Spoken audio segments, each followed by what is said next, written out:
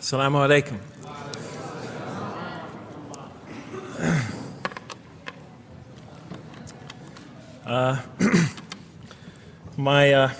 I've come from the University of Kansas. We're playing in the Final Four this very instant.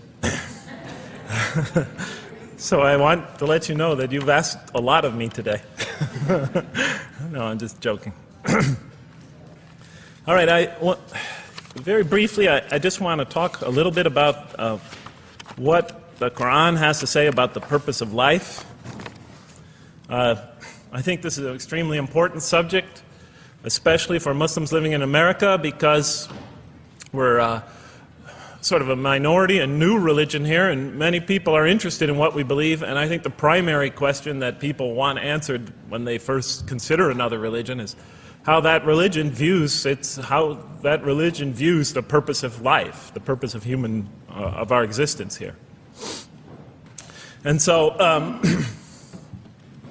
I'm going to begin, though, talking about an atheist point of view, because I want to talk about what sort of answers the Quran might have for an atheist. So to begin this, I need to talk for about 5 or 10 minutes about what I believe contributed to my becoming an atheist, because I grew up in a Christian family.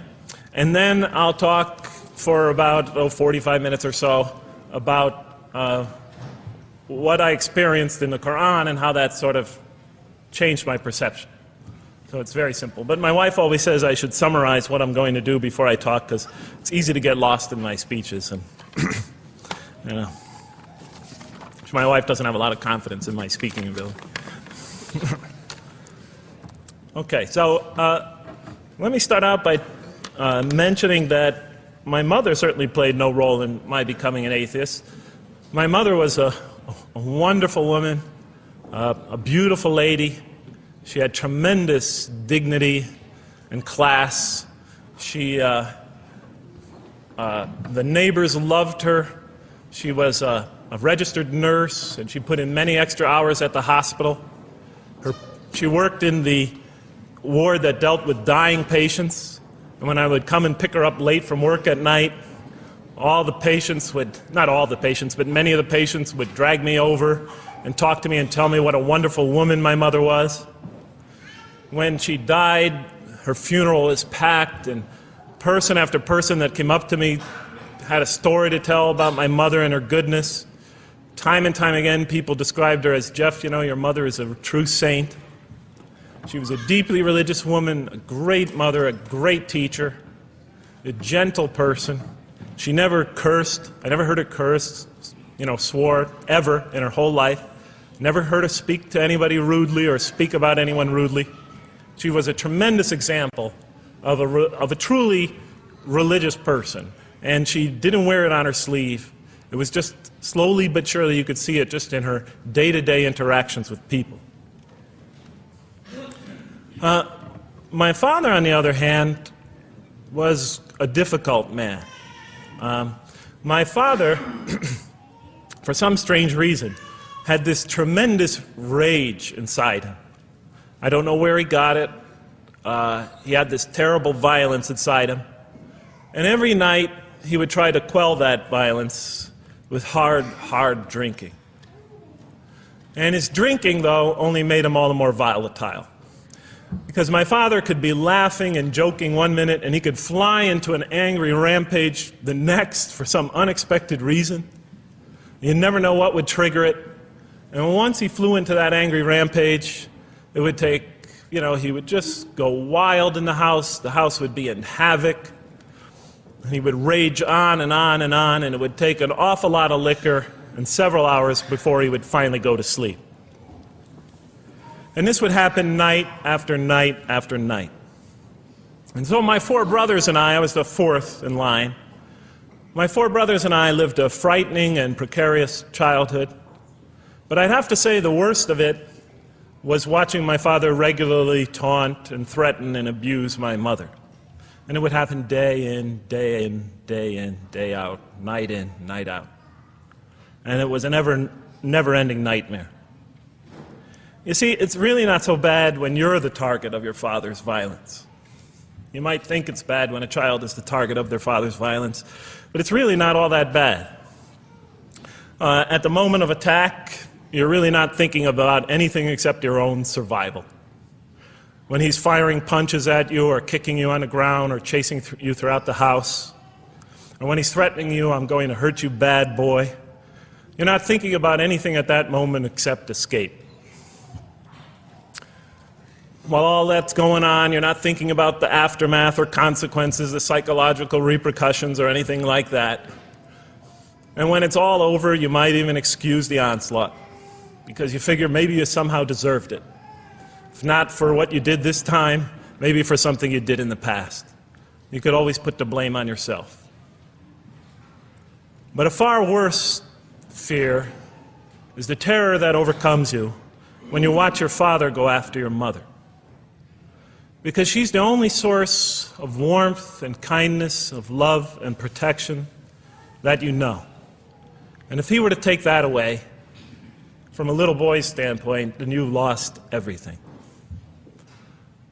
But far worse than the fear is the guilt.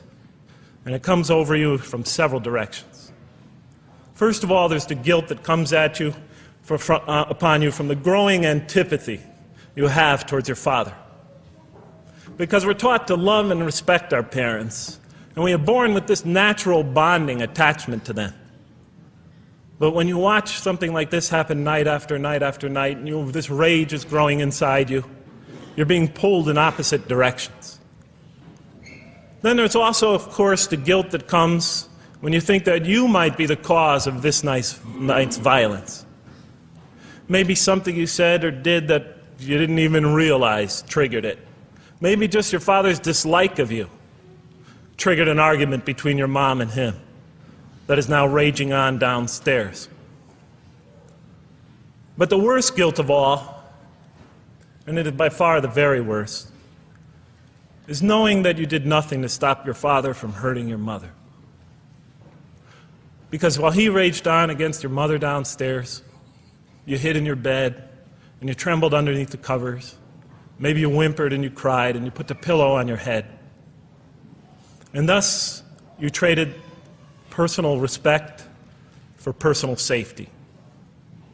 And with each such incident, you come to realize with ever greater and greater clarity, you come to realize your own weakness, your own impotence, your own incompetence, your own worthlessness, your own cowardice. And the hate grows and festers inside you, not only for the man that you call father, but for yourself as well. It is a terrible, terrible thing to make a young boy choose between his mother and himself. It is extremely unfair. I noticed that tomorrow there's going to be tomorrow morning a lecture about spousal abuse given by Dr. Shaheen Rizwan. I hope you'll all attend it. I think it's a very important subject. When I was little, I used to daydream about life without my father. I just wanted the violence to go away. I wanted not to be afraid anymore. I felt like I was trapped in a bad dream and there was no way out. And so I prayed to God again and again and again to remove my father from our lives. But he was always there, and very soon I began to wonder if God really was. I could not fathom why God would subject my mom to such lifelong punishment. I could not imagine what great sin she must have committed, or that we, her children, must have committed to deserve my father. I didn't have the maturity to sort out such questions, but I had enough fear and anger to provoke them. I was too young to see the wisdom in allowing my mom to suffer the violence and abuse of my father.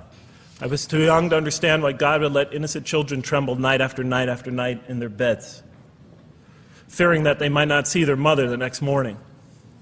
I was too young to see how the mercy of God could even extend to my father with all his terrible failings.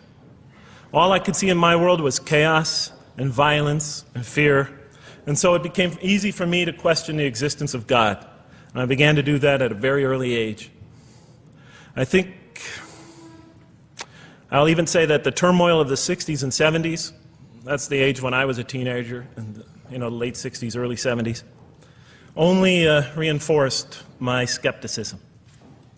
When John and Robert F. Kennedy were assassinated, or Martin Luther King was gunned down, when Vice President Agnew was kicked out of office and Richard Nixon soon after him, when the race riots erupted in city streets like mine, and gang fights erupted in our cities, many of those which I was involved in, when I saw the bizarre and senseless carnage of Vietnam, they all confirmed the lesson that was already ingrained in me and that my father had taught me so well, that the world is dominated by random, consuming, undiscriminating violence. And very soon I began to ask why. Why would God make it that way? Why wouldn't he just pop us into heaven from the first and spare us all this suffering? Why does he let little children in Vietnam get napalmed and run down the street naked on fire when they had done nothing to deserve it? Why does he let the race riots go on? Why does he let the leaders be assassinated? Why does he just let the violence go on and on and on for people who had nothing to do with it? It wasn't of their own making. Why didn't he just make us angels and pop us into heaven if he could make us angels, which I was always taught he could? Why did he make us so susceptible to sin? Why didn't he make us impervious to it, like he made the angels? Is this the best world he could create, I thought? Is this the most perfect world he could create for our existence, for our beginning?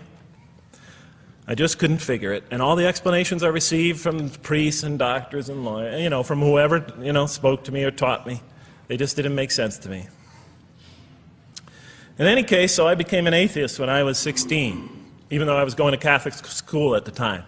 I declared myself an atheist in one class. It was a confrontation between me and a priest. We were talking about God and the purpose of life.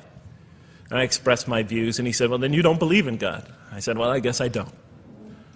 And then through my junior and senior year of high school, I got an F in religion, even though I continued to do very well in the tests. In any case, when I was 28, to make a long story short, some friends of mine gave me a copy of the Quran. And one night I was sitting in Diamond Heights, my apartment in Diamond Heights in San Francisco. I was working that time at the University of San Francisco. I was 27, 28 at that time, I can't remember. And I ran out of stuff to read, and I took this gift that my friends gave me and I began to read it. And I came to the first verse. Well, I opened the Quran, read the first page, then the second, and then very quickly, in the second surah, about 37 verses into the Quran, I came upon the story of mankind. And I have to admit, I read through it very quickly. It was about 9, 10 verses long, story of the first man and woman. And I recognized some of the details. It was similar to what I had learned when I was a child, but I noticed that there was something wrong. It was apparent to me that whoever authored this Quran, of course I wasn't a Muslim at the time, so I didn't have any idea who that was, whoever authored this Quran clearly did not understand the real meaning of the story, because they had obviously gotten the details confused. They didn't even understand the whole purpose of the story. And so I just read through it once, and then I read through it again, just to try to see what kind of point the author was making, and then I read through it a third time and a fourth, and then I realized this is something strange going on here. I'm going to read this much more carefully. I'm going to need to go through this story line by line, verse by verse, because it's obvious that the author is trying to bring out another point. And I wasn't quite sure what it was, but definitely he packs a lot of meaning into almost every word. And I thought the writer at least seems to have a great measure of brilliance. And so I'll try to sort of take you through what my experience was as quickly as I can. So I came to the 30th verse of the second surah, Surah Al-Baqarah, and it began like this. It said, "Behold, your Lord said to the angels, I am going to place a vicegerent on earth." The Arabic word is khalifa. It means a representative or an emissary of mine. "I am going to place a vicegerent on earth." And they said, the angels said, "Will you place therein one who will spread corruption and shed blood, while we celebrate your praises and glorify your holiness?" And God said, he said, "Truly I know what you do not know." See, that's the verse that hooked me. That's the verse that caught my attention. That's the one that kept on making me read the story again and again and again. Because listen to the way it begins. Behold, your Lord said to the angels, I am going to place a representative of mine on earth, a vicegerent of mine, an emissary, one who acts on my behalf. I thought, that's not the way it goes. You're not supposed to be placing man on the earth in some positive role, some elective office. You place man on earth as a punishment for his sin. Clearly, I knew the author didn't quite get the point. But still, it was an amazing line. But then I come to the next line, and it says, and the angels say, will you place her in one who will spread corruption and shed blood, while we celebrate your praises and glorify you? I looked at it again. I couldn't believe the question. They said, will you place her in one who will spread corruption and shed blood, while we, the angels, celebrate your praises and glorify you? I looked at that and I said, exactly. That would be my question. Why would you create this being, supposedly for some positive role, when he's capable of doing tremendous wrongdoing? When he could spread corruption and shed much blood? Why would you create this violent and pernicious creature when you could create angels? As the angels clearly say, well, we, the angels, celebrate your praises and glorify you. They were asking one of the most fundamental questions in the entire history of religion. Why create you, man, this utterly fallible creature, this creature who could rebel against God's will, who could do such tremendous wrongdoing, who could wreak havoc like no other creature on earth, when you can make them angels? And look where the question is being asked. It's being asked in heaven. It's almost like saying, look, why don't you just make them angels and be up here in heaven with us, you know? Why don't you just make them angels, pop them into heaven, he's fine. Why would you put him on earth where he could feel distant from you, where he can work out his worst criminal tendencies, act them out, feeling somehow independent and apart from you and free to do whatever he wants, when you could just make them angels and put them into heaven and make them perfectly submissive to your will? I looked at that question and said, that's my question. I'm not even a single verse into the story of mankind, and there before me I see my question. That whole question, everything that I ever thought, everything that I ever experienced, everything that I ever knew was in that question. It was as if the author took my life and wanted to pick out exactly the right question to humiliate me, to provoke me, to anger me. Why create man, this most destructive and violent creature, when you could make them angels? And then look at the answer. And he said, God said, truly I know what you do not know. You know, in modern parlance, we would say, I know exactly what I'm doing. I read that and said, what? You know what you do not know? You know exactly what you're doing? Well, please inform me. Tell me what you're doing. Because, you know, I'm 28 years old and I haven't figured out it yet. And I have a lot of issues that I'm still dealing with that's connected to this question. You can't just get off that easy. You can't just tell me you know exactly what you're doing. Not after what I've been through. Not after you made me this way. And then I realized, of course, I was arguing with a God I didn't even believe in. And that would happen several times as I read through the Quran. And sometimes I would just get into so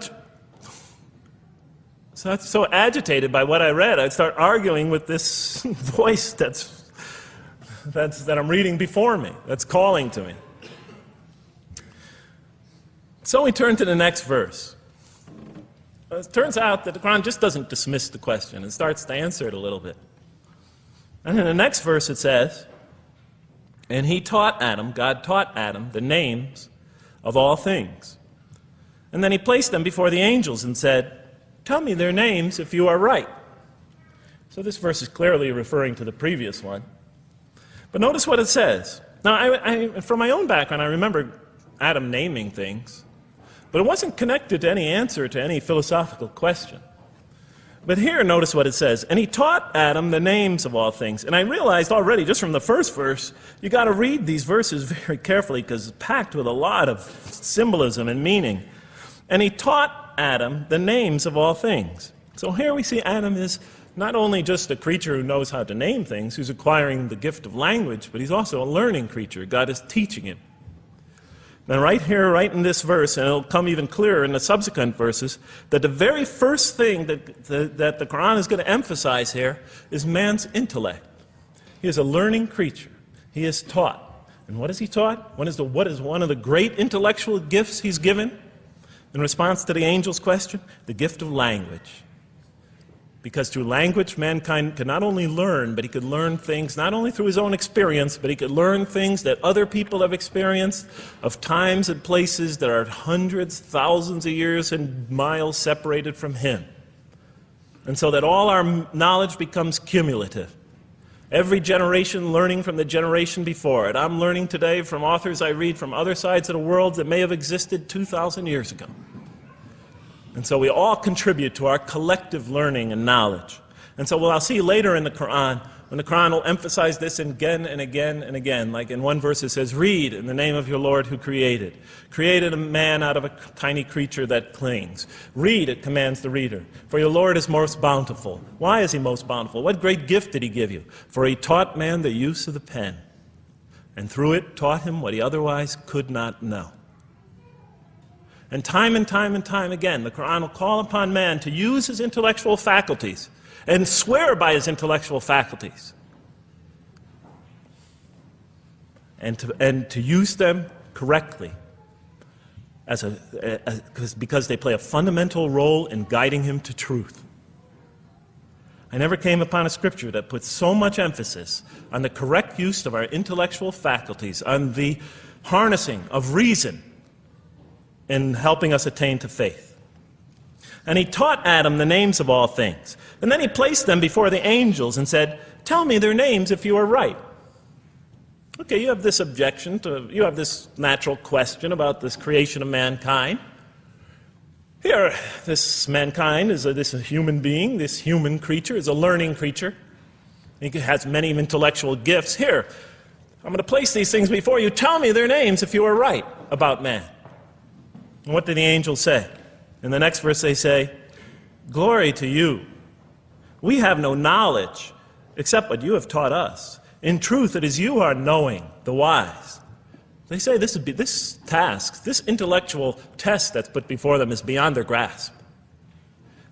Notice what they emphasize. We have no knowledge. This would take knowledge. This would take an intellect that they don't possess. In truth, it is you who are knowing, the wise. You got it. It's easy for you. You're the knowing, the wise. You have knowledge. You have wisdom. But this would take knowledge and wisdom that is beyond us. And so in the next verse we read, and he said, "O Adam, tell them their names."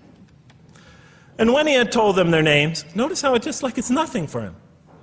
For mankind, he has this phenomenal ability. And when he had told them their names, as if it's just a triviality for man, he names them. "O Adam, tell them their names." And when he had told them their names, God said, "Did I not tell you that I know what is unseen in the heavens and the earth? And I know what you reveal and conceal?" And he's clearly going back to the angel's question. Yes, you have these natural concerns about the creation of mankind. Yes, he could do these evil things. But look at this tremendous intellect he has. This is something you have overlooked, that you haven't considered. And that's clearly the point of these verses. Even though I felt that the author didn't quite, it was as if I realized that he didn't misunderstand the story.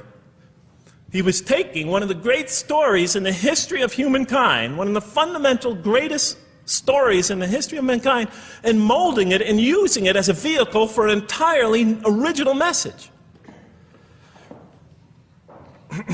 And God said, "Did I not tell you that I know what is unseen in the heavens and the earth? And I know what you reveal and what you conceal?" In other words, didn't I tell you I know exactly what I'm doing? And then in the next, and didn't I not tell you that I know what you reveal and conceal? I looked at that. What did they reveal and what did they conceal? What did their question reveal and conceal? I thought about it for a minute. Oh, it's obvious. What did their question reveal? You just go back and look at the question. It revealed the sinful and sinister propensities of man.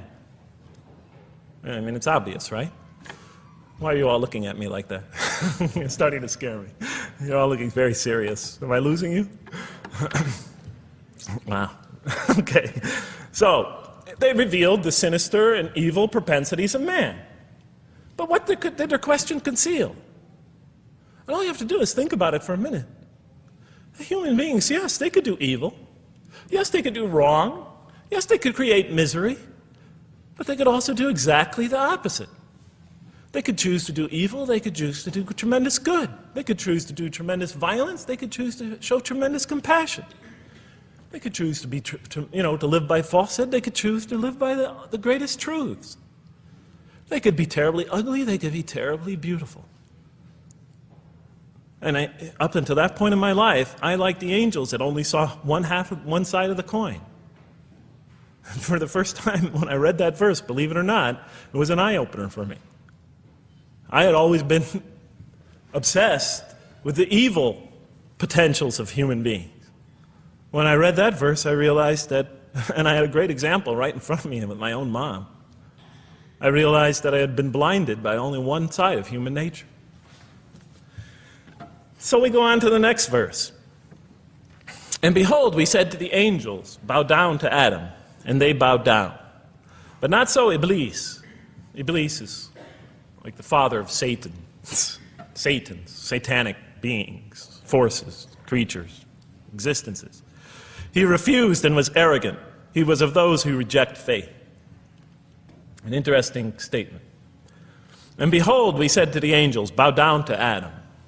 And they bowed down. Bowing down could symbolize two things.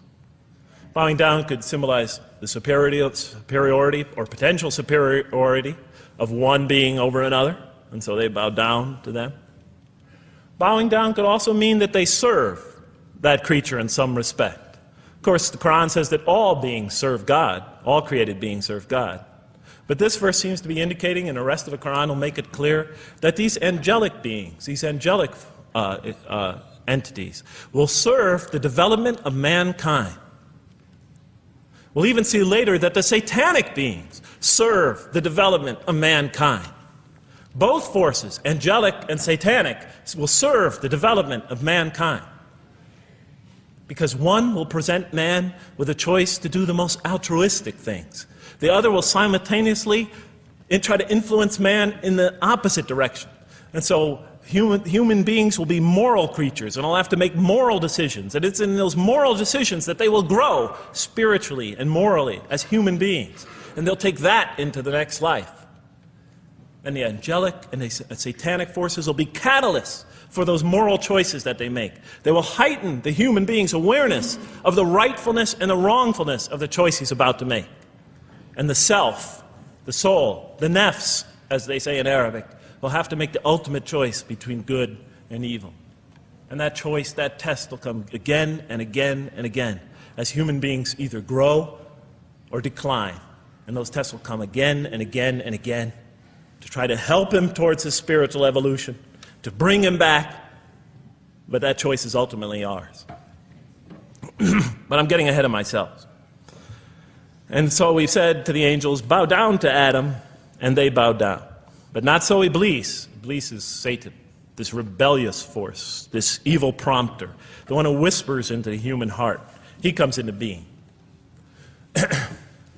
And with the introduction of Satan, we have the introduction of evil, that evil influences on human beings. And notice why Iblis does not bow down. He refuses because he was arrogant. You know, we often hear what's the root of all evil? In the West, it's always money, greed, etc.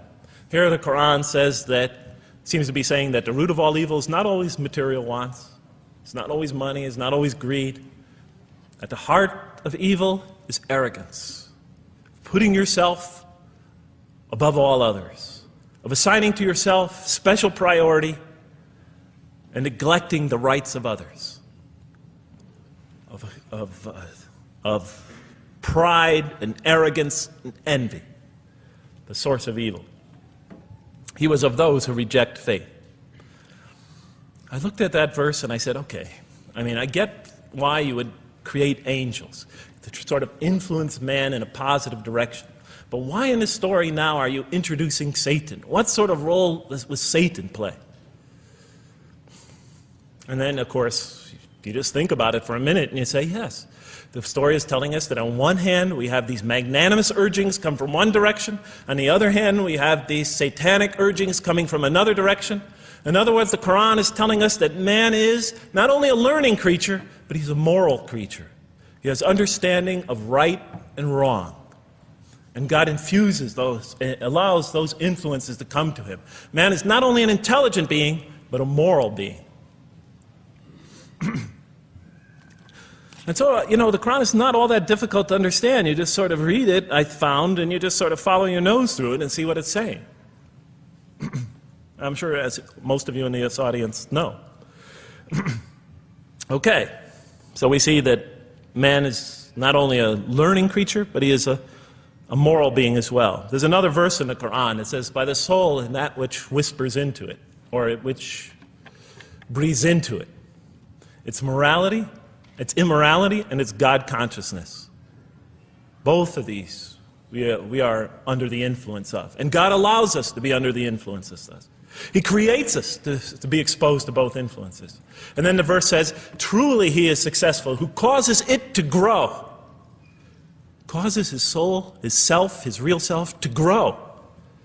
And truly he is lost, who stunts it, who disallows, who destroys his personal growth. So mankind is not only an intellectual being, but a moral being. And we said in the next verse, O Adam, dwell you and your spouse in the garden, and eat freely thereof what you wish, and eat freely thereof what you wish. But come not near this tree, for then you will be among the wrongdoers. I looked at this verse and I was starting to wonder if the author was drifting back to the old story again. I was confused. And we said, O Adam, dwell you and your spouse in the garden, and eat freely thereof what you wish, but come not near this tree, for you will be among the wrongdoers. I thought it was drifting back to the old story. Man sins, man's punished for his sins with earthly life. Maybe the author is drifting, he had a good idea, and now he's drifting back to the sort of traditional story. Maybe he couldn't make his mind up what story he wanted. Except for a couple things about this verse, and this happened with almost every verse as I read through it, is that the whole tenor of the passage is sort of not what you would expect. I noticed that the Quran in this story has a tremendous penchant for understating things. Because it says, and said to Adam, dwell you and your spouse in the garden, and eat freely thereof what you wish, to Adam and his spouse. But come not near this tree, for you will be among the wrongdoers. I mean, there's no sense of God being threatened by the possibility of man eating from the tree. In this story, we don't see in this verse, we don't see that God is nervous at the prospect, that he's threatened by the prospect, that he's anxious about it. The tree that he picks, it seems like he's just picking out any tree. Nothing special about the tree. Go not near this tree, for you will be among the wrongdoers. Satan will later come to him and tell him it's a tree of eternal life, of a kingdom that never decays. Turns out to be a complete falsehood in his part. Nothing special about the tree. It's just a tree. God's not nervous at the prospect at all. In the tradition that I came from, God is threatened by the prospect. He has to put an angel with a fiery sword by to protect the tree, so that mankind never goes next to it again. I'm not putting it down, I'm just pointing out the difference of the story. They're both beautifully told. But he has to guard the tree. Why? Because if they eat from it, they'll become gods like us. So this man, he already has a rebellious nature. Can you imagine if he eats from this tree? Can't let him get near that tree. But here, just, calmly says, but if you do, you will be among the wrongdoers. God is not worried about himself. He's just warning man, making it clear that if you do this, you've committed a wrongful deed. Again, the whole tenor of all these verses, as you read through it, is God knows exactly what he's doing. Okay, next verse. But Satan caused them to slip and expelled them from the state in which they were. And we said, go you all down, some of you being the enemies of others, And on earth will be your dwelling place and provision for a time. What? I said. I mean, I was expecting now the rage, the anger, the violence, the jealousy. That's what I was expecting. Okay, they eat from the tree. Where's the rage, the violence? I'm going to punish you now. You're going to sweat on earth. And you're going to suffer, and you're going to stub your toe, and you're going to work, and you're going to labor. And you're going to die there for what you did. And where's the woman? Right? And the woman. Right? She's the one who's going to suffer the most. Right? She'll have to suffer labor pains and monthly cycles. Right? And bleeding and crying out when her children come into the world. And she'll scream out. And worst of all, the greatest humiliation, the man will rule over her. When he's obviously her intellectual inferior because she and the angels she and Satan seduced him, and he just bumbled along and committed a real, wrong deed. Well, I don't mean to make light of it. But the story is obviously different, though. No threat here. As a matter of fact, look at the way it says, "O Adam, dwell you and your spouse in the garden, and eat freely thereof what you wish. But come not near this tree, for you will be among the wrongdoers." Then they make the mistake. But Satan caused them to slip and expelled them from the state in which they were. And we said, "Go all you down, some of you being enemies of others, will be adversaries of others. Some of you will be adversaries of each other, and on earth will be your dwelling place and provision for a time." This is not a deity losing it. If you look at it, on earth will be your dwelling place and provision for a time. That's not the words of a God that is lost, that is really extremely upset. On earth will be your dwelling place and provision for a time. When I walked into the hotel today, and they said, and it's this nice one up here, I don't know the name, I can't remember the name of it, but it has a continental breakfast. And they said, your room will be room 111, and there's a continental breakfast in the morning. I didn't say, I didn't think they were mad at me. Because they said, you're going to sleep here, and this is going to be your provision in the morning. Oh, thank you. But notice something else about this verse. When you read these verses for the first time, I don't know, maybe I'm nuts. And many people think I am. But when you read these verses for the first time, this is just so much that catches your attention. But Satan caused them to slip. Remember, I couldn't get that verse out of those words out of my head. Satan caused them to slip. To slip? The greatest sin in the history of the human race, and it's called a slip? In my culture, slip means, you just momentarily, for a fraction of a second, you lose your focus. It's not a big deal. My Uncle Bob used to always say to me, "Jeff, I'm sorry I'm 5 minutes late, I slipped up." The understanding is it's no big deal. It's just a slip. That's what we say when we make a minor mistake. I slipped up. Don't worry about it. Never happen again. A slip, I said? Momentary loss of focus? The greatest sin in the history of humanity? Why we're all here? Why we're all suffering? Why we experience death? A slip? I didn't believe it. I went to my Arabian friends at that time. I didn't know any Arabic. They came to this verse. We went through it line by line. I said, now don't change any words. Just read them one at a time. But Satan made them, and I said, okay, this one right here. What does it mean? Tell me what that means. They looked at it. It says, slip. Slip. And expelled them from the state in which they were. A slip, I thought? But then maybe I was trying to force the traditional understanding, the traditional interpretation. Maybe it was just a slip. After all, they didn't commit murder. They didn't commit robbery, rape, pillaging, assault. They ate a couple of pieces of fruit. It's not the greatest sin in the history of humanity by any means. And then the next verse says, and then they were expelled from the state in which they were. Well, what state were they? Let's see now. Let's go back from where we started. First, mankind is being taught. We see he's an intellectual being. Then we show he's a moral being. Moral being means he's a being that's going to have to make choices. And then God gives him this choice. It's not a huge deal. It's not the gravest sin in the history of humanity by any means. It's minor by any standards. They make it, though.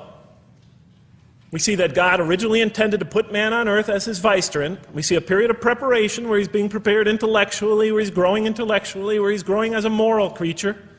When does God finally put him on earth? What signals that he's ready to begin? He makes his first independent choice. It's not the worst deed in the history of humanity. It's minor on anybody's scale, but it shows that mankind is ready to act on his own, to be his own, to make his own choices, that God has empowered him to make choices, and he's ready to make them and carry them out, and see them most often to their expected ends, if God wills. And that seems to be the only real significance of it. But I thought, maybe I'm getting this wrong.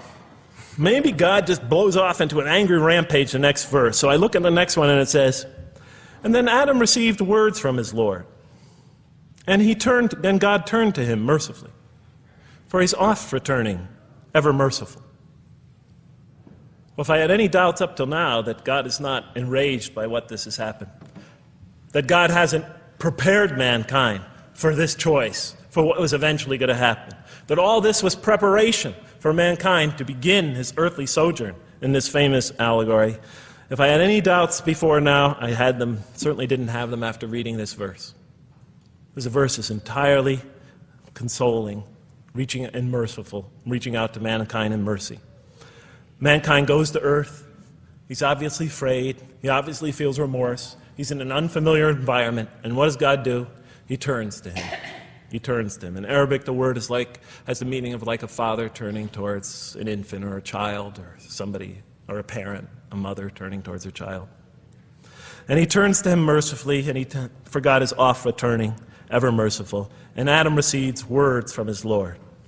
What kind of words? Probably words of consolation, words of hope, words tell him not to be scared. And in the next verse, we see those are exactly the type of words that Adam receives.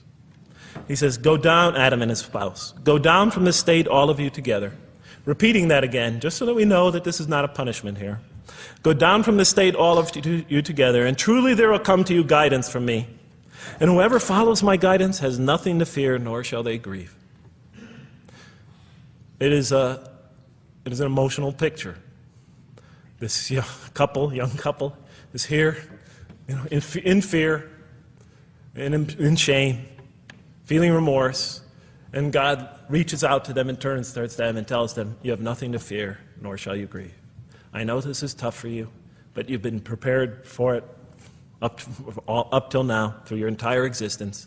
It had to happen. This is a necessary stage in your development, in your growth, but just hang in there, follow my guidance, be true to me and I'll be true to you, I'll guide you, I'll help you, I'll do whatever you need. Just follow my guidance and you have nothing to fear, nor shall you grieve. Okay. So I was impressed. I thought this author, whom I didn't know, I thought was extremely brilliant. Because the story is entirely coherent, but it's bringing out entirely new meaning. And it's stressing some things in the human equation that I would never have normally thought of. Actually, I thought these sort of things argued against the existence of God. Here, the author was using them to say, look at these. These play a fundamental role in the purpose of life. What? Intellect. Human beings have intellect. Right. In response to the angel's question, they are moral creatures, and they are subjected to evil and angelic promptings. And they have to choose between them again and again and again throughout their existence. And their growth, which the Quran talks about frequently, is going to depend on that. We're here to grow, as we will see. But it emphasizes choice. Human beings are creatures of choice. It also emphasizes suffering. Suffering. Hey, that's pretty nice writing. It also emphasizes suffering. Human beings are going to suffer here on earth. That's the first thing that the story mentions. Spread corruption and shed blood? Havoc, suffering, pain? Yes, these three things play a central role somehow, the story is saying, in our development on earth, in our very purpose of our development. Do These are the three things we've always had the most trouble grappling with. All theologies have. Why give us intellect if it leads us often to challenge in our minds the existence of God? If we can't reconcile the existence of God with our minds, with our reason, why give us choice if we could choose to do wrong? Just make us angels. Why let us suffer so on earth? Just pop us into heaven. And here the Quran is telling that these play essential roles in our attaining of faith. Not only these, of course, it also mentions guidance, God's forgiveness, revelation, etc., angelic forces, satanic temptation. It mentions all these other things as well. But these three essentially really caught my attention. I never expected that these three things would be emphasized. And so as I read through the Quran, I looked, anytime I saw anything that seemed to relate to this, I would write down notes and underline it. And I would walk up and down in San Francisco with my pen as I'm walking, because I like to walk about 7 miles every day, and I'd be underlining. My friends would always say, "Jeff, what book are you reading?" And I would lie to them. I'd tell them, "Oh, it's a great novel or something." I didn't want them to know that I was reading the Quran. I think they thought I was going nuts. But in any case, so very quickly, I was wondering, does the Quran really emphasize reason? Does it really emphasize choice? Does it really emphasize suffering? How much more time do I have, Madam Speaker? 35? 25, okay. I'll do the best I can. So let me just try to indicate to you, as I read through the Quran, and I'll try to get through this quickly, because you guys look tired. And I know you're interested to find out how that basketball game is turning out. Let's see, does the Quran really emphasize reason as essential to human growth, to this experience we're having on earth, to our very purpose? And the answer is definitely yes. So much so that even Western Orientalists, people who wrote against the Quran, said that this is a major feature of the Quran, a feature that you cannot miss. Henri Lamens, writing in the early part of this century, one of the famous Orientalists, who wrote very much against Muslims, hoping to unseat them from their religious belief. He wrote, "The Quran," and this is his quote, "is not far from considering unbelief as an infirmity of the human mind." Unbelief is, he thought, and he was saying it mockingly, is like, you can't think straight. You're not using your mind right, as my father used to say. Maxime Rodinson wrote at length about the rationalistic approach of the Quran to faith. And this rational tone of the Quran is one of its most salient features, beyond doubt. I'll just give you a few quotations. One of its fundamental themes is that people ignore or reject God's signs and corrupt religion precisely because they do not use their reason. And the Quran will say that again and again and again. The Quran says about the disbelievers, they refuse to reason and are a people who do not reason. I have 7 such quotes in the Quran. The Quran will say, "Will you not reason?" It mentions that 14 times to the reader. God reveals signs and lessons and admonitions so that, and this is a quote from the Quran, perhaps you will finally use your reason. There are 8 such statements in the Quran. From the Quran's viewpoint, reason and faith are allies, just as illogic and false belief are allies. And it clearly sets the conflict along these lines. It says the right way has henceforth become clear from error. Those who benefit most from the Quran are persons of insight. 16 such statements in the Quran. Firmly rooted in knowledge, 8 such statements. Use their reason, 10 such statements. Stand on clear evidence and proof, 7 such statements. Those who oppose this revelation are deluded, 9 such statements. In manifest error, 28 such statements. Ignorant, 15. Foolish, 3. Have no understanding, 9. Only follow surmise and conjecture, 9. And blindly adhere to tradition, multiple times. It states that. In an almost Socratic style, the Quran repeatedly quizzes the reader and calls into question his or her assumptions. Again and again, it asks us, what do you think? 18 such statements. Have you considered this or that? 13. Did you suppose? 7. Sounds like a math teacher. Do they not ponder? 2 such statements. Do you think? Do you even think? 18 such statements. The message is clear. To gain truer faith, we need to free ourselves from inherited notions and examine our beliefs rationally. Learning plays a key role in human development. Read the Quran, exhorts the reader. For God taught us the use of the pen and taught humankind what it otherwise could not know. In life, nature, and history, in the Quran, there are signs and lessons for those who are wise. There are 21 such statements. The Quran states over 100 times that it has been revealed to make things clear. I thought the author of this Quran must have had a strong mathematical insight, a natural mathematician. All throughout, when I was reading, I was trying to imagine what he must have been like. God teaches humanity both directly and indirectly, and sometimes so subtly that we are unaware of his instruction. Thus, he tests us in multifarious ways. Of course, I just want to make it clear, Muslims believe God himself is the author of the Quran. Sometimes I give this speech and people come away and ask me, Jeff, who is the author of the Quran anyway? But I didn't know. So I was just trying to figure it out. Repetition is indicative of the importance given to certain ideas. It should be observed that the Arabic word for knowledge in the Quran, ilm, appears 854 times in the text in its various forms. It's one of the most frequently occurring words. So the Quran really does put great emphasis on reason in our spiritual quest. Does it put great emphasis on choice? Well, here's what it has to say. Let there be no compulsion in religion. The right way is henceforth clear from error.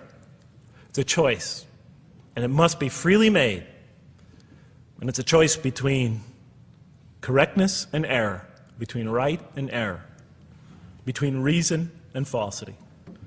Had God willed, he could have indeed guided you all, it says in the Quran. I went, why not, I thought. Why not just guide us all? Why let some of us choose to go this way and that way? The Quran was constantly provoking me as I read it.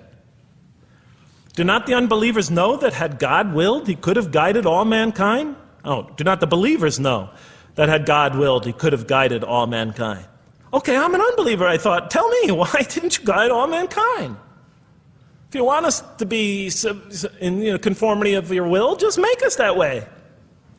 And if we had so willed, we could have given every soul its guidance. Why did you let us be creatures of choice? Just program us to do the right thing. Never make a wrong choice. Had God willed, he could have made us all one community. He could have made us clones of one another. But he didn't. It wasn't part of his plan. Enlightenment has come from your Lord. He who sees does so to his own good. He who is blind is so to his own hurt. It's your choice. It says it again and again in the Quran. Remember when I was reading this, I was a disbeliever. And this scripture is constantly reminding me, it's your choice, Jeff. It's no compulsion in this. It's your choice. It's up to you. You're probably not reasoning correctly here. Think a little harder. Come on, try. It's just a few more steps. And whoever is guided is only to his own gain, and whoever is stray, I am only a warner. It's your choice. We have revealed to you the book with the truth for mankind. He who lets himself be guided does so as for his own good. He who goes astray, it's to his own hurt. It's his choice. There are many, many such references. I'll stop there. But you get the point. The Quran clearly emphasizes that choice plays a key role in our development. But what about suffering? Suffering's the biggie, right? That's the real major question. What does the Quran have to say about suffering? Because every religion deals with suffering in a different way. It's either something you have to be saved from, and so some religions stress salvation, or it's something that you have to sort of transcend through meditation and training so you can sort of not feel it so much, get above it and beyond it. Some religions see it as primarily punishment.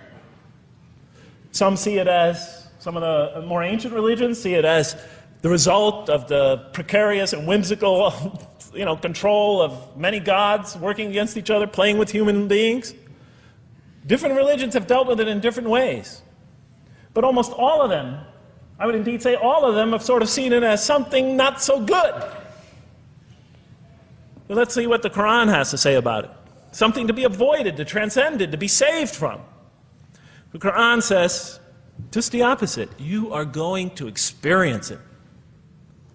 You will suffer in this life.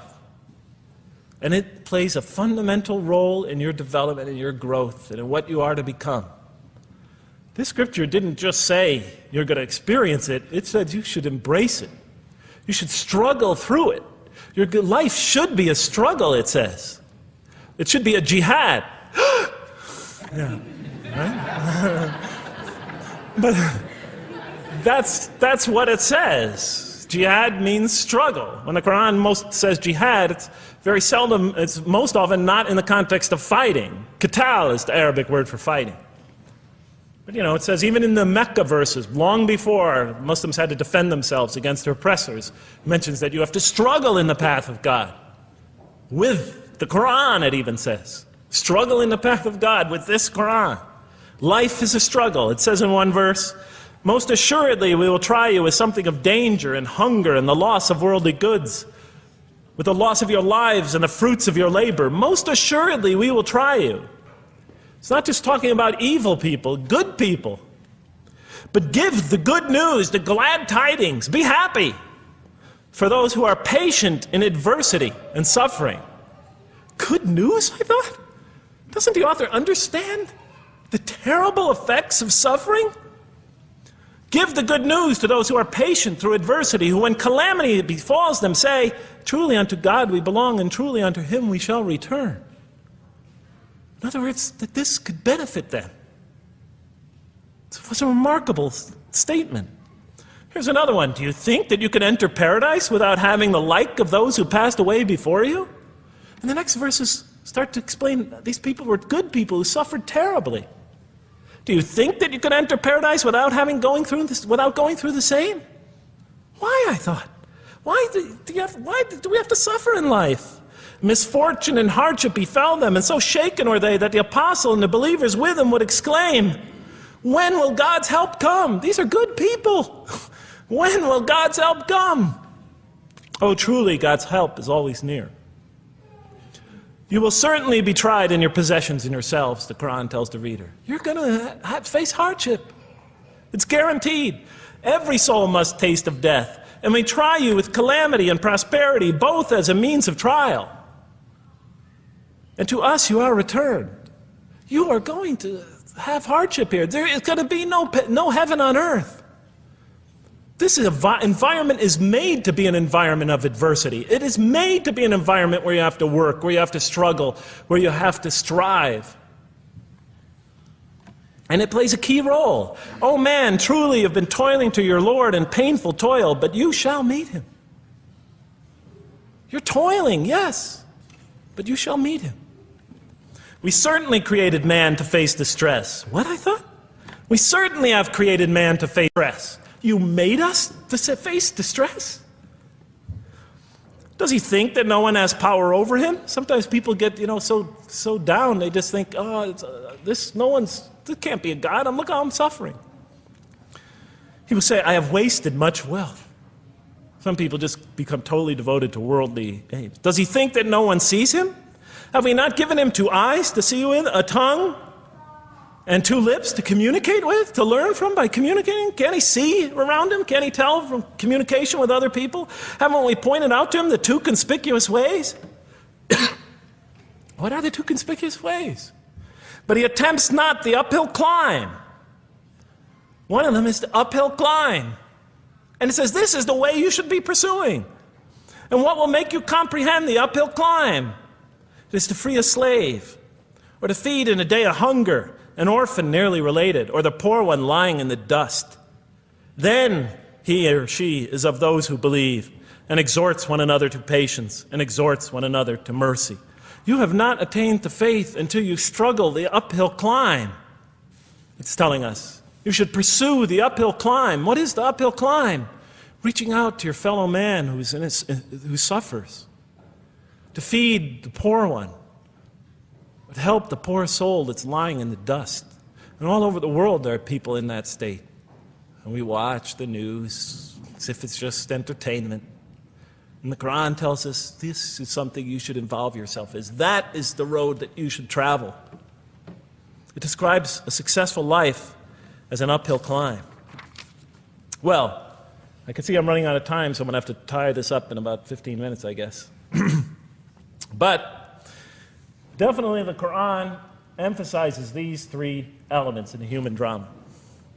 But as I read through it, I couldn't see how it all fit together. I mean, why didn't God just... Why? Why do we have to experience these? What purpose do they play? Just pop us in a helmet, beam us up, I thought. Well, one thing, like I mentioned before, the Quran will repeatedly emphasize that we're here to grow and to learn. And I'll give you 4 or 5 quick verses because I know you're tired. It says, Our Lord, and raise up in their midst a messenger from among them, who shall recite unto them your signs, and that shall teach them the book and the wisdom, and who shall cause them to grow. We have to learn wisdom in the book, and Revelation in particular, and who shall cause us to grow. And we have sent among you of yourselves a messenger to recite our signs to you and to cause you to grow. Truly God was gracious to the believers, this is in the 3rd surah, when he raised up from among them a messenger from themselves to recite his signs to them and to cause them to grow. It is he who has sent among you who has sent among the unlettered people a messenger from among them to recite his signs and to cause them to grow. These are all distinct references. Just 2 more. There are many more. And the soul and that which breathed into it, its immorality and its God consciousness. He is indeed successful who causes it to grow. And he is indeed a failure who stunts it. And in the 92nd surah, Surah Al-Layl, it says, Far removed from it will be the righteous who give his wealth that he may grow. So the purpose somehow is to grow. We're in a growing, learning, developing experience. We weren't just created when we came into the world. This is actually a stage of our creation. Just as our development in the womb was a stage in our creation, our essential stage in our physical creation, this is an essential stage in our personality creation, in the creation of our real being. That which we take into the next life, our essential selves. We've gone from the physical creation in the womb, primarily physical, now to the human creation, the personality creation in this stage. I thought maybe I'm, projecting my own neurosis into the scripture. Maybe it doesn't really emphasize that life has a purpose. But time and time again, I would find it does. For example, just quickly it says, those who remember God standing and sitting and lying down and reflect upon the creations of the heaven and earth and say, Our Lord, you did not create all this in vain. You did not create all this in purpose. Just when I was starting to think, maybe the Quran really doesn't state a purpose of life. It really doesn't mean there's a real purpose of life. Maybe I'm reading into it something that is there. I would come upon verses like that would force me to just read a little further, make me think, well, maybe it's just around the corner. We have not created the heaven and the earth and whatever is between them in play. If we wished to take a sport, we could have done it by ourselves, if we were to do that at all. God doesn't create to satisfy his whims or fancies or entertain himself. Do you think that we created you purposely and that you will not be returned to us? It says in the 23rd surah, the true sovereign is too exalted above that. In the 44th surah, we did not create the heavens and earth and all that is between them in play. That serves a purpose. Now, what sort of purpose can it possibly serve? So I tried to, apparently the Quran speaks about believers and those who are the rejectors. You have the believers on the one hand, the rejectors on the other. Now apparently God has created us to be believers. So I tried to study what the Quran has to say about the believers, and it's a natural thing to do, to see what it wants us to become, if it has anything to do with these essential elements that it stated. I mean, it's a natural way to approach it. I think you agree. Do you agree? Somebody nod your head. That's what I say to my math students. Just one head nod is enough for a mathematician. Get one head going, okay, I did my job. Okay. So, how does the Quran describe the believers? What are they supposed to attain to? What is their ultimate thing that they're supposed to get? What are they ultimately supposed to achieve? And it's very clear when you read the Quran that what they will achieve in this life and will experience to so much greater degree in the next is they will experience a relationship of love with God. They will turn to God in love and God will turn to them in love. In the Quran, God's mercy, compassion, forgiveness, kindness, beneficence, warmth, generosity, all the things we normally think associated with God are freely given to all mankind. But when the Quran speaks of God's love, we would normally think of that as God's love. But when the Quran speaks about God's love, it's talking about something very special. This love is always presented as a relationship between two. If we do not turn to God in love, then we just receive His mercy, forgiveness, kindness, beneficence, warmth, generosity, all those wonderful nurturing things, His nurturing, and we reject it. And so we never really experience that love, because we never really turn to it and open ourselves up to it. It is always there for us, but unless we enter into that relationship, that love, that give and take, that relationship of love is never develops. We reject it, and that's what the word kafir means. It means to reject, to turn your back, to ignore, to throw something, a gift that someone gives you behind your back. And so the Quran tells us that the believers will experience this sublime relationship of love. It says, "Yet there are men who take others besides God as equal, loving them as they should love God. But those who believe love God more ardently. Say, if you love God, follow me. God will love you and forgive you your faults, for God is the forgiving, the merciful. O you believe, if any from among you should turn back from his faith, then God will assuredly bring a people He loves and who loves Him." And throughout the Quran, I'll mention time and time again that God loves the believer. God loves this type of person. God loves that type of person, and so forth and so on. So it's quite, and I'm trying to pick the speed up here, so you'll have to excuse me for that. But it is apparent from the Quran that one of the purposes of creation, maybe the essential purpose of the creation, is to produce from this subset of humanity that will freely enter a relationship of love with God. They will not only experience the beauty of other relationships in their lives, but this love that they will experience with God is the sublime experience that they will enjoy. Not only in this life, but infinitely greater in the next, when all the distractions, all the masks are stripped away. Okay, I thought, you created us to love you, for us to turn to you in love and to experience your love, to receive and experience your love. But why do you need these? Just pop us into heaven, love us, and make us love you. Program us to love you. You'll make my dog love me. Do the same sort of thing. I kept on coming back to the same issue. Just do it. Okay. Still couldn't see it, and I was almost through the Quran, and I thought either I'm dumb or this scripture just never really got to it. Okay, so I didn't give up. I thought, okay, what's the next natural thing to do? Okay, so we're here to develop this relationship of love with God. The Quran tells us that, if we are believers and we do good, we'll experience great joy and peace in this life, not only through our relationship with God, but through complementary relationships with all the people around us in this world will be a one for us of peace and serenity, even though we have to struggle and survive and suffer. But I couldn't see, how this all tied in with this suffering business and why He couldn't just put us into heaven. So what's the next natural thing to say? Okay, so we're created to have this relationship of love with God, to enter this relationship, to experience and receive all that He has to offer us. So the natural thing to do is to study the two partners in that relationship.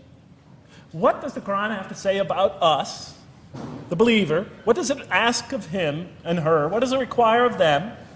And then what does the Quran tell us about God? And then is there some essential nexus, some essential connection between them, and does it have anything to do with these? Because if the Quran doesn't show that, then the essential link that links all this together, that pieces it all together, is missing. And as I thought to myself, whoever this author is, and by now I knew he had fantastic genius, even though he came from the primitive confines of the most backward, most uncivilized sector of humanity, of people that had no literary history, really, to speak of, no great works of literature, no scriptures that preceded him, even though he came from the desert of culture, even though this came out of that environment, and the mind behind it had to be tremendously and phenomenally genius to come out of that surrounding and produce something like this. If that essential link was missing, I knew that, he was great, but, and extremely great. But, what do you expect? How could anybody answer those questions? Nobody in the history of humanity has been able to answer them. Okay, so I thought, first I'll see what the Quran has to say about the believers. What does it require of them? Then what it has to say about God, and see if there's some essential link. Are you following me? You're giving me the note. Get off the stage. Okay, I'll do my best. It's a deep subject. We're almost done. Bear with me a few more minutes. I'm sorry, really. I know Siraj Wahaj, when he gives these sort of speeches, he always says, okay, I'm finishing up now, and then 10 minutes later he says, you thought I was telling you to... I won't say that, but just give me a few more minutes. Bear with me. Okay, quickly. What does the Quran ask of the believers? From the Quran's many exhortations and its descriptions of acts and types of individuals loved by God, it's not difficult to compose a partial list of things that the Quran wants us to do, which it calls good deeds, time and time again. To believe in God, to have faith in God, to have a relationship with God, and to do good.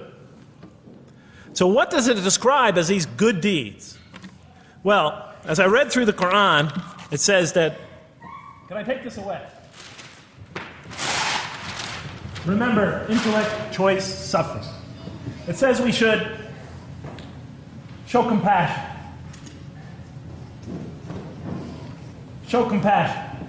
We should be merciful. I have the references here, but just excuse me, I'm not going to list them all. We're running out of time. We should be forgiving. Forgive others. We should be just. We should protect the weak. And defend the oppressed. Defend the oppressed. We should seek knowledge and wisdom. Knowledge, wisdom. Bear with me, ladies and gentlemen. We should be generous, truthful, and we should be peaceful. And we should love our fellow man. Love others. I'll just give you one verse because I know we're running out of time, Madam Speaker. Truly those who believe and do good will the most merciful endow with love. And to this end we have made this scripture easy to understand in your own tongue, so that you might convey a glad tiding to the God-conscious and warn those given to contention. So, to this end we have made this easy to understand, so that we'll learn to love others. Okay, that's all I'll say about that. I would like to say a lot more, but I don't have time.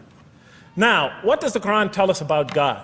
You have to realize I'm just about through with the Quran here, on my first time reading it. And now I was really caught. I searched my head. What does the Quran tell us about God? It tells us nothing could be compared to him. That he's outside anything that we may compare to. That our definitions do not encompass him. That our reason cannot comprehend him. That he is transcendent and we are finite. That he is immortal. He transcends time and space and we are bound by it. That he is immortal, we are mortal. He is uncorporeal, we are corporeal. That we have no way of comparing ourselves to him. Nothing could be compared to him. I thought, oh my God, I'm so close and yet so far. Because I'll never understand the essential link between us and God and why these three things fit into place. Because the Quran tells us that we could never really quite understand God. Or at least that's the way I thought. And so I put down the Quran when I had finished it. And much to my dismay, I was honestly disappointed because I thought The author made a brilliant, brilliant, brilliant, brilliant try, but he never quite made it. And so I was sitting in front of, about 3-4 weeks later, I was sitting in Diamond Heights in my apartment watching a football game, I think it was. And you know, sometimes things just slip into your minds when you least expect them, and I'm sitting there watching it, and all of a sudden into my mind came a thought. And I said, wait a minute. The Quran does tell us so much about God. It tells us again and again and again, but somehow I just missed it. Just skimmed over it every single time. Because if you turn to almost any page, if you turn to the beginning of any surah, you could see time and time again essential information about God that I just thought was sort of a literary device, something to make it just sound more beautiful. Because if you turn to the beginning of any surah, you'll see the words Bismillahir Rahmanir Rahim, in the name of God, the most merciful, the most compassionate. If you read almost any passage, long passage, when you come to the end of it, it's punctuated by dual attributive statements like God is the merciful, the compassionate, God is the forgiving, the gentle, God is the kind, the protector, God is the generous, the truthful, God is, and so forth and so on. There are tens of thousands of such references in the statements in the Quran. What the Quran defines as God's most beautiful names, His attributes of perfection, repeated again and again and again on almost every page. And as I sat there, sitting by the television, I started to jot them down in my, on my little piece of notebook there. Same notebook I used to jot these down before. And I began to list from my own mind the attributes of perfection as I remembered them. And they were, God is the compassionate. God is the merciful. God is the forgiving. God is the just, the protector, the defender of the oppressed and the weak, the knowing, the wise, the generous, the kind, the truthful, the loving, the peaceful, the source of all peace, the truth, and so forth and so on. Every item I had listed in my list for the qualities that we human beings are supposed to develop, the Quran was telling me had its infinite source and perfection in Allah, in God. And then all of a sudden, all the pieces fell together. Then I suddenly saw it, as I see most of you probably see as well. That now, suddenly it all began to make sense to me. In what way do I say that? Well, it was now obvious why we had to develop these qualities. It was now obvious how these things on the floor here fell into place. And I'll just say it clearly. We're here to develop a relationship with God, to become closer to God. But how can you become closer to God when He's transcendent and you're finite, when He's immortal and you're immortal, vice versa? When He's immortal and you're mortal, when He's unbound, fettered by time and space, and you are, and so forth and so on. How can you become close to that one? If I want to become close to you, I need to have something to share with you, something that we have in common. So for example, if I want to come close to this young man here physically, I'll approach him, because we both have bodies, and I can position my body closer to him. Physical presence, bodily presence is something we both share. If I want to become closer to that gentleman back there, if I want to become closer to him intellectually, I'll reason with him so we will have a convergence of minds, because we both possess reason. If I want to become closer to one of my sisters on this side emotionally, I'll try to appeal to their sentiments, because we both share feelings and similar types of experiences that generate those feelings. But how does one become closer to God? What do we share with Him? We share with Him exactly what He gave us. Because the Quran tells us when we came into this life, He breathes into our spirit something of His Spirit. And that we come into this world with the seed of these very qualities within us. And we could either kill them, stunt them, as the Quran says, or cause them to grow. And when we grow in these, we grow in our ability not just to experience tremendous beauty in life through all this, but we grow in our ability to receive and experience the infinite beauty, the infinite peace, the infinite truth, the infinite compassion, the infinite mercy, the infinite, etc., all the way down the list, that only comes from the infinite perfect source of all these. The more we grow in mercy, the more we grow in our ability to receive and experience in this life and in the next, to an infinitely greater degree, the mercy of God.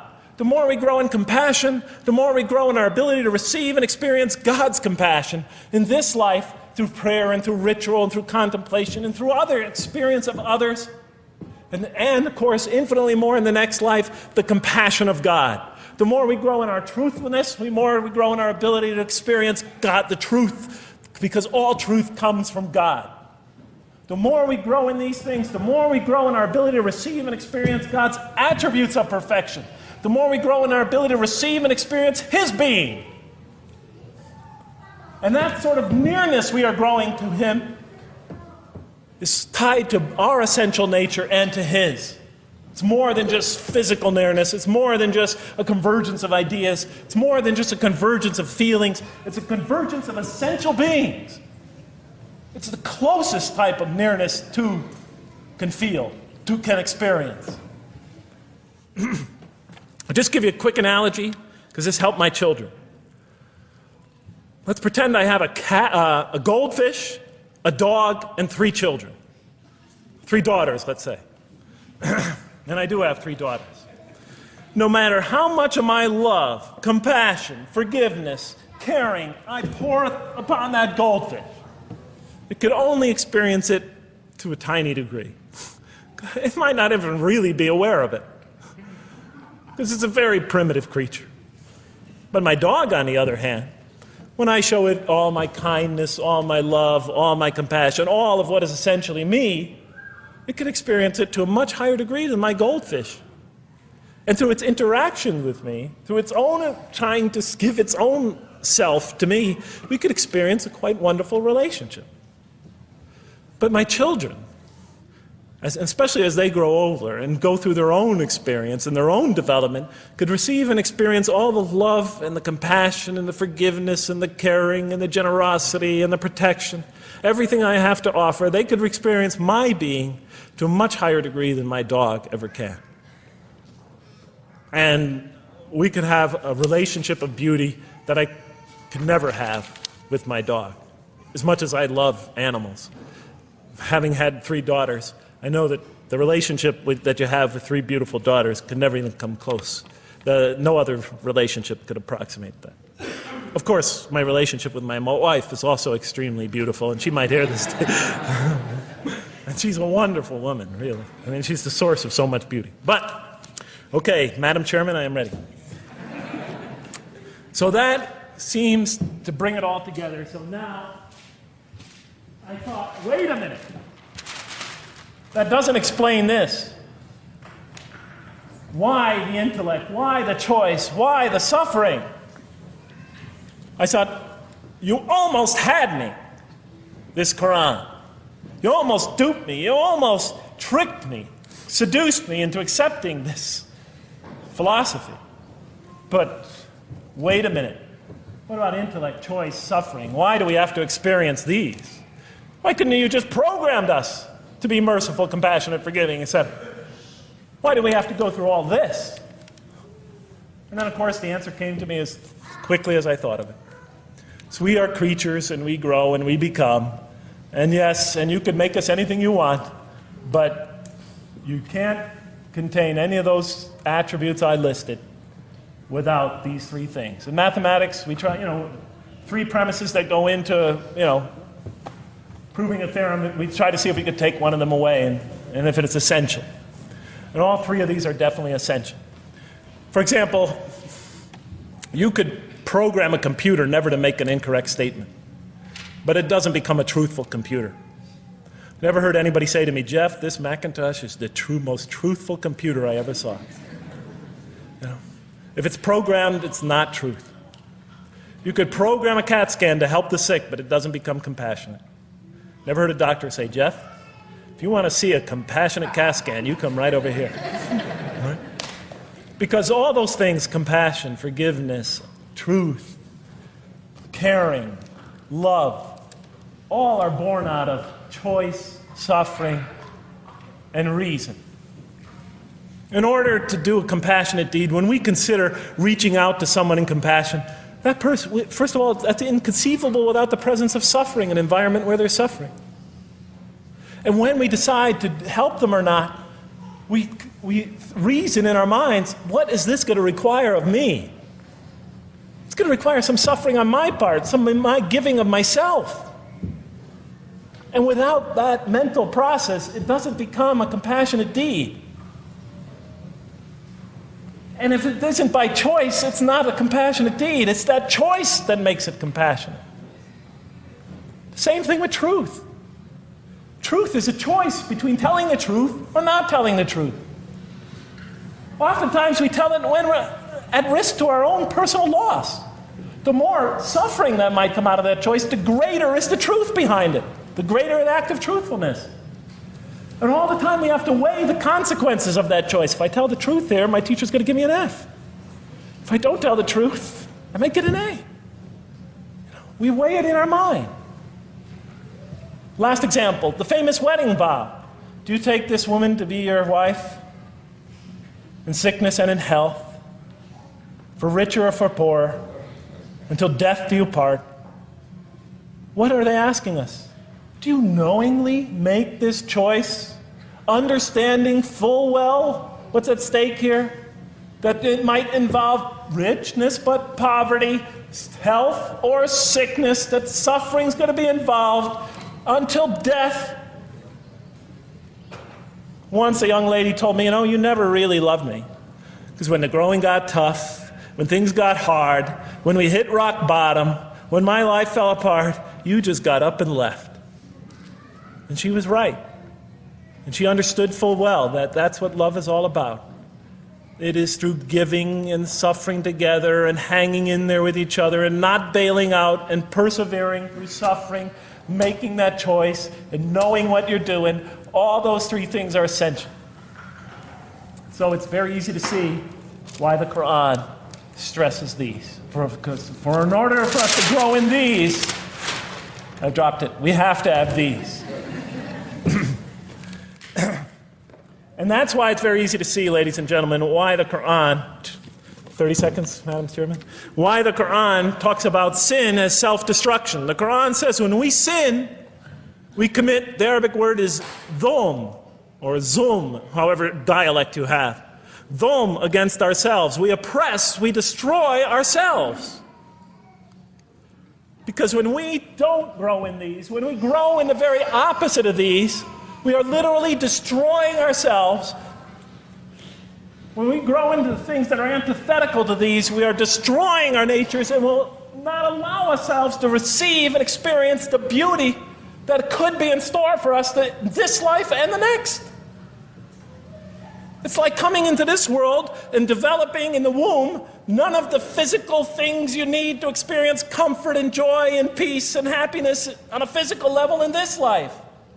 It's as if you're coming into this life and you've destroyed yourself physically somehow in the womb, and you came into it and you had nothing to protect you from the cold, from the heat, from the harshness of the elements, from germs, from disease, nothing to protect you, nothing to satisfy, give you the ability to satisfy your thirst or your hunger, nothing for you to experience any physical comfort. This is all that matters as we go into the next life. If we don't develop these through our relationship with God, our very purpose of our being, then we will experience terrible suffering in this life, worse than if we came into this life in a physical state that didn't avail us of any of the comfort of this life. And so it'll be worse than fire. It'll be worse than endless fire. It'll be worse than the worst hell we could possibly imagine. So the Quran tells us, that yes, when it talks about heaven and hell, it's used very powerful symbolic language, but what it essentially is telling us is imagine the greatest joy and wonder and peace and serenity you could ever experience, and that's what's open to you on the one end. But on the other end, imagine the most terrible suffering that you could possibly bring on yourself, and you could also do that to yourself as well. It'll be worse than anything you could have ever imagined. So, and the Quran tells us that God says on the day of judgment, I did not harm you in the least. You destroyed yourselves. And it could say that in total objective truth. And that's why the Quran, well, I think I'll leave it at that because Madam Speaker is about to shoot me. I still have other things to talk about, but I want to find out how that basketball game is going. So thank you so much for listening to me for so long. And may the peace and mercy of Allah be upon you all. I didn't mean to try to scare anybody at the end. That wasn't my goal. I was just trying to make a point. And may the peace and mercy of God be upon you all. Thank you so much. Assalamu alaikum.